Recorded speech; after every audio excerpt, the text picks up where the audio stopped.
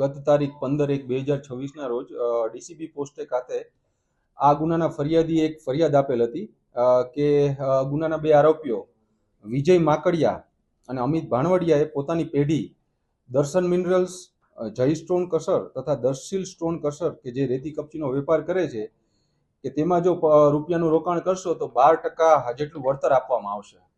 આવો વિશ્વાસ કેળવી ફરિયાદી થતે અન્ય રોકાણકારો પાસેથી કટકે ટોટલ 6,90,00,000 રૂપિયા જેટલું રોકાણ કરાવેલ હતું અને ત્યારબાદ ફરિયાદી સાથે અન્ય રોકાણકારો સાથે ગુનાહિત વિશ્વાસઘાત કરવામાં આવેલ હતો.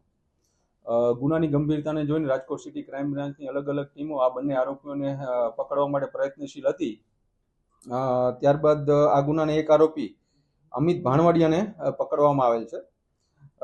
હાલ આ આરોપીઓ સામે ડીસીબી પોસ્ટમાં બીએનએસ કલમ 316(5) અને 54 તેમજ જીપીઆઈડીની કલમ 3(4) અંતર્ગત ગુનો નોંધી અને હાલ આ આરોપી અમિત ભાણવડિયાને નામદાર કોર્ટમાં રિમાન્ડ અર્થે રજૂ કરવામાં આવેલ છે.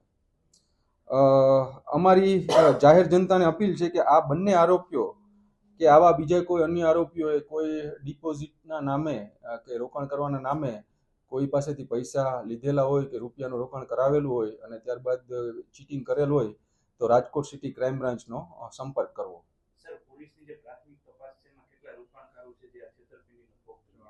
હજી સુધી એટલે જ અમારી જાહેર જનતાને અપીલ છે કે આ બે આરોપીઓ વિજય માકડિયા અને અમિત ભાણવડિયાએ કોઈ અન્ય સાથે પણ આવું કર્યું હોય. હાલ અમારી પાસે 6 જેટલા સાહેદો છે આમાં, પણ જો કોઈ અન્યએ પણ આ કંપનીમાં રોકાણ કરવાના નામે આમને છેતરપિંડી થઈ હોય તો રાજકોટ સિટી ક્રાઇમ બ્રાન્ચનો સંપર્ક કરવો.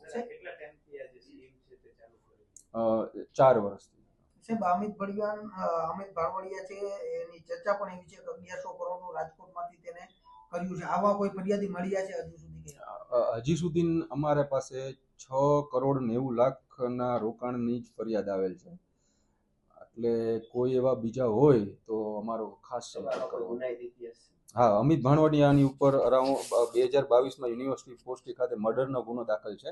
આ ઉપરાંત ડીસીબી પોસ્ટમાં જુગાર તથા બીજા અન્ય પોલીસ સ્ટેશનમાં મારામારી અને પ્રોહિબિશનના અંતર્ગત ગુના દાખલ છે.